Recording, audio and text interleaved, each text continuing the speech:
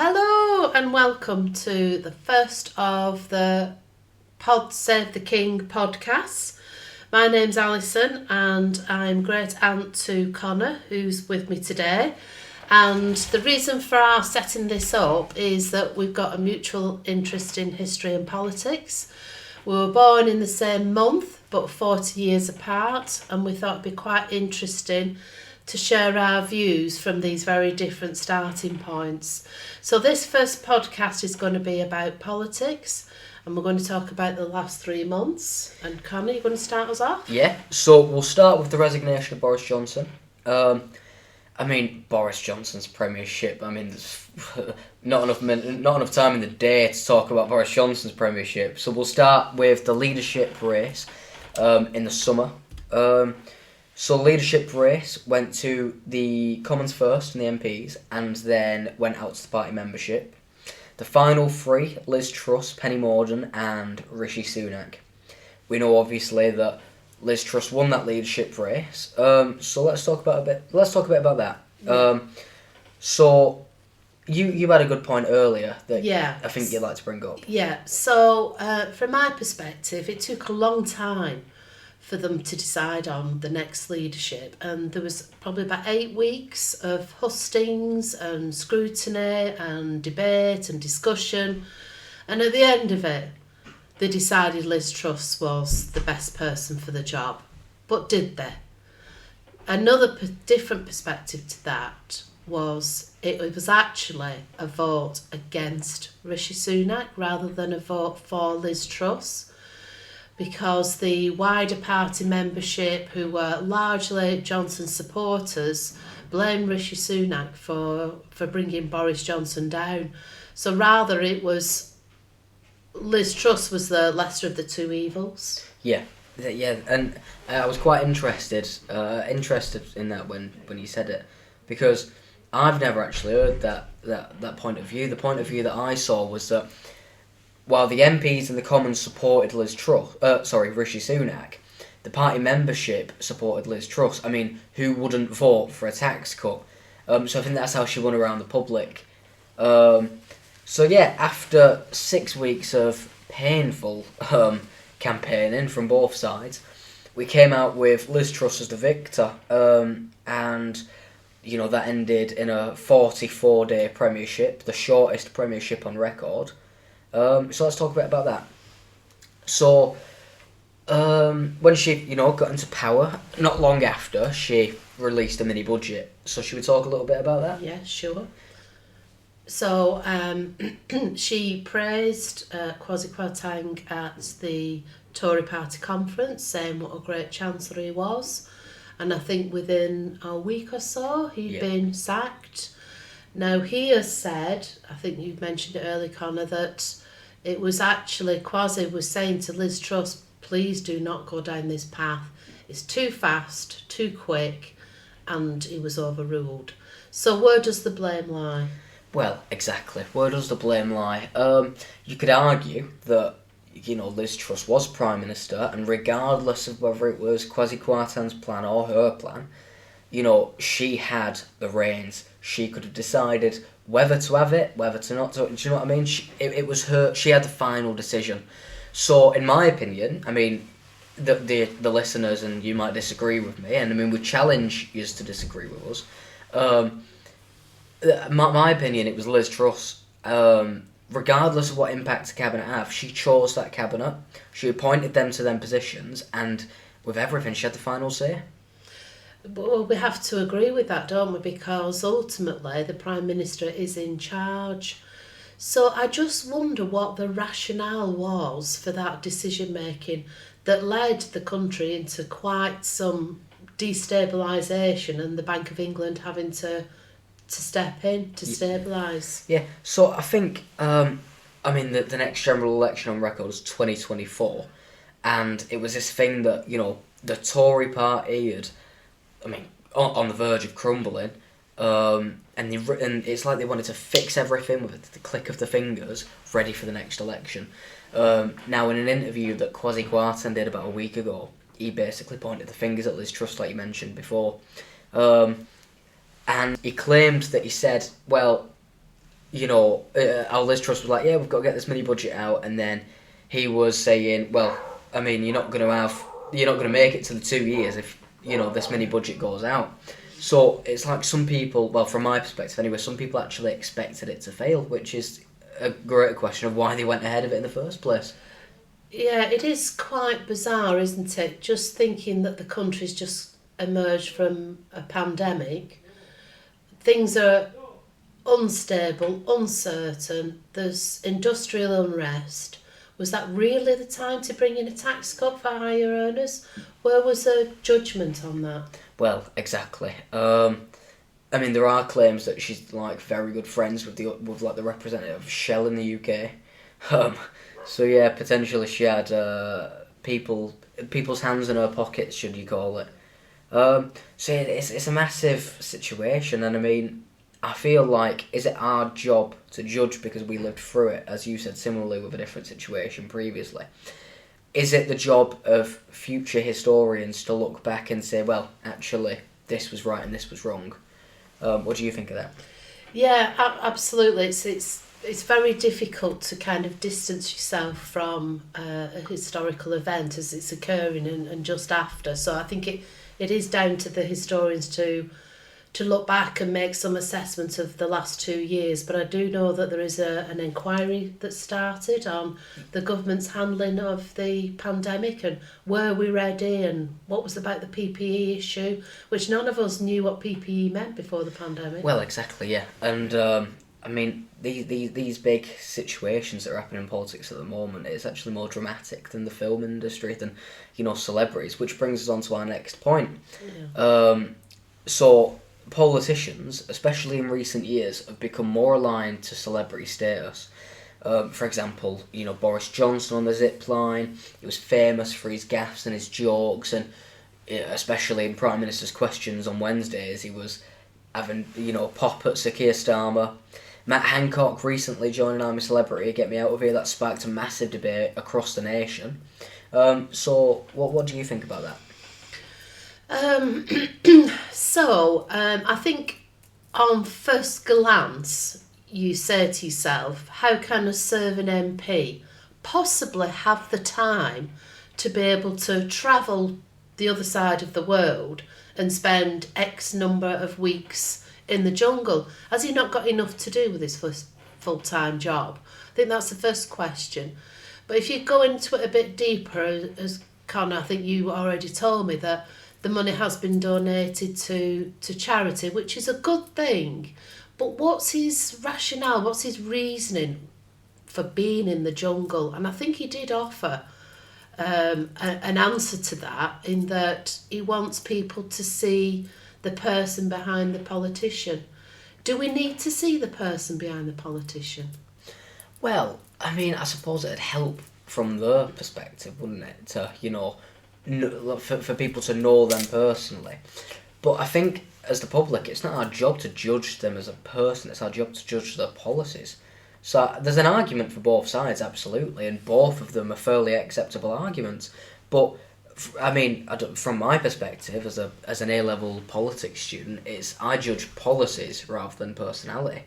So do you think this desire for politicians to be seen as a persona, so Boris Johnson as the Joker, Matt Hancock, the person that has got feelings, that really did feel terrible about some of the decisions that were made during the pandemic, is this a way to win votes rather than through policies? Are we getting to the point where it's a bit more like the American model, where they seem to vote for the personality rather than the politics? Well, possibly. I think absolutely.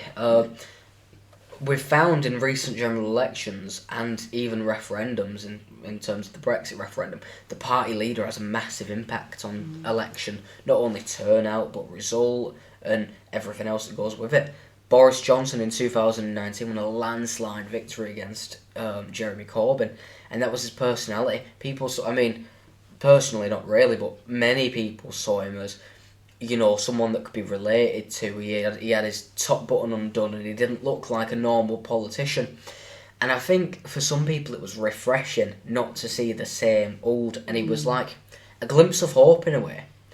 And I think that's what makes his failure as the Prime Minister even more hurtful to the people that supported and trusted him. So yeah, I think the party leader does have a massive impact. Yeah. Yeah. And is that right? Is it right that, so for instance, should the next Prime Minister, perhaps invite the cameras into his home, spend some time with the family and the children so that they become more relatable? Is that relevant? Is that relevant to the running of the country? Shouldn't it be based on policy and competency? Well, absolutely, yeah. And along with policy and competency, as you say, I think I don't know what it is. I think for the electorate, it's massive to have someone that you can relate to, and I keep referring to being able to relate. But I think when you can see similarities between you and your party leader, I think it helps. What do you think of that? Well, I suppose it doesn't do any harm, but is it that important? Is it that important to relate to a leader? Is it not just purely about the policy and whether they deliver or not? To me, in some respects, and this is probably an older person's perspective or just my own, I'm not trying to attribute my views to anybody else of my age, but shouldn't we judge people on what they actually do rather than what they say and how they look and their personal life? I don't know, maybe that is important to the younger people, that it's not some stiff, stuffy, Oxbridge, very privileged person that's representing them. I think that is a valid point. And we saw that through Tony Blair, didn't we? Well, not me personally, because I didn't exist yet, but I mean, in '97 when Blair won the election, he was seen as a fresh-faced, relatable character. Absolutely. Somebody that can bring something new to the table. And I mean, whilst Boris Johnson, sorry to any Boris Johnson supporters out there, but to me he does not look fresh-faced. And it just, like I said, if they look different, then they have a better chance of winning. It's like the argument with Sir Keir Starmer, leader of the Labour Party now. He looks like the same old politician. He, for many people, he's too perfect, too polished off. And some people commented that during Prime Minister's questions, he seems to be reading a script rather than actually having a conversation. So, yeah, I think it is really important. Now, after, analysing that, all that, I think it's right, to bring in an alternative view. So I think now we should move on to Labour alternatives. Sure. Yeah. So obviously after 12 years of the Tory government and many failures in the past couple of years, I think it's only right that we present alternatives to the policies that they've introduced. So would you like to lead the way on this? Yeah, absolutely. So one of the burning questions that's facing society at the moment is the energy crisis. And just as a slight aside to that, this is just a comment on the way the media presents issues of the day. Everything is a disaster, a crisis. And I'm not denigrating the fact that the energy crisis is real. I'm not saying that, but we do seem to have a very negative media presence and a sensationalist media as well. So just in terms of the energy, what would Labour want to do? Now, in the manifesto, they have set out this concept of having GB energy. So what would that mean? So that's about actually buying back. Now, buying is a very interesting term, isn't it? Taking back water and energy and the Royal Mail back into public ownership. Because they've done some analysis, and since privatisation, water bills have increased by 40%. And as we know, the energy providers are making exceptional profits at the moment. And so they are offering an alternative. And actually, I really agree with this. And I think it is water, electricity and gas are the basics for every household. Oh, absolutely. And I think that should be protected. And you shouldn't make massive profits against that. I'm not against privatisation, but it's got to be privatisation that benefits society and not just the shareholders. Yeah, definitely. And on the topic of, nationalisation and privatisation, for vital things that our society relies on, it's really important that they work efficiently and effectively. Now, you might disagree with nationalisation, and there are arguments to disagree just as there are to agree. But if there's a way, look at France, for example. Now there is an argument to say that the French had a certain percentage of the energy nationalised already, so it wouldn't cost as much as we would. But President Macron, a couple of months ago, nationalised the French energy sector, and he capped it. I think it was like 3 or 4%. He capped it, and so bills for the French aren't as high as bills for the English and Great British and Northern Ireland and the Northern Irish are. So, I mean that is a possibility, and if it shows that it works, then why not do it? Yeah, I agree, and let's not try and reinvent the wheel. Let's draw on the benefit and best practice in other countries. Well, exactly, yeah. If we see a working example, then is there a reason not to use it? Absolutely, and just as an example of that, the Labour Party would like to set up a national investment bank, which is based on the German and Nordic models, and that's to attract private capital finance to deliver £250 billion of lending power. Right. So it's like an investment, but then investment in industry and business. Right. Okay. Yeah. So I think that's an example of where let's not try and dream up that it's our vision for the future. Let's say it's been tried and tested. That's what we need more of. Definitely. And more of that and more of honesty as well. I feel like the problem with our current government is that they're not honest. Me personally, I would respect more if somebody has told me that they've messed up and they're trying to fix it, rather than hiding that they've messed up and pretending that it's all, daisies and roses. Yeah. So, do you know what? I would really hope that in the 21st century we can learn on the lessons of the past, and there have been many, many examples of government contracts being signed that are not fit for purpose. And there are many, as I said, there's many examples of that. And I think I could draw on the PFIs, which was a Labour Party initiative.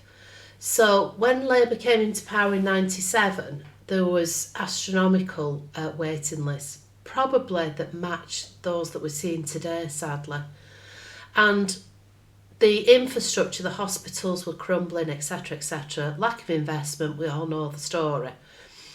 So one way of building new hospitals and kitting them out was to have private finance initiatives, PFIs. Now that sounds great, doesn't it? You get the private sector to build hospitals. But unfortunately, unless those contracts are watertight, what you end up with is a legacy for the next 20, 30 years where you're paying back, which is okay if it's on a reasonable level, but then don't charge £100 to come and fit a light fitting or put a picture up. Yeah, exactly. Those are exaggerated amounts, maybe, I don't know. But that's, I think, illustrates the point that if you're setting up national contracts, they have to be absolutely watertight and not to the detriment for the next generation to carry this on. Another example of that is the National Programme for IT, which again was a Labour policy. Fantastic idea. We've got all these disparate hospital systems. Let's create a national one. So if I break my leg in London, they can go on the computer and they've got my medical history. That sounds brilliant. It failed. Right. Fair enough. Right, now, unfortunately, we haven't had much time to dive deeply into everything. So, to wrap it up, we're going to thank you for listening to our first podcast. Absolutely. We may have been a bit rickety, but, we inspire to improve over time. So, we'd just like to finish off by saying, we want you to challenge our opinion. We want to spark your thought process. And if you'd like to reply or have comments on anything that we've said in this podcast, you can email us at podsavetheking22@gmail.com. Our Instagram is pod.save.the.king. And so you can message us on Instagram as well. We will do our best to reply to you. And thank you for listening. Thank you. Bye-bye.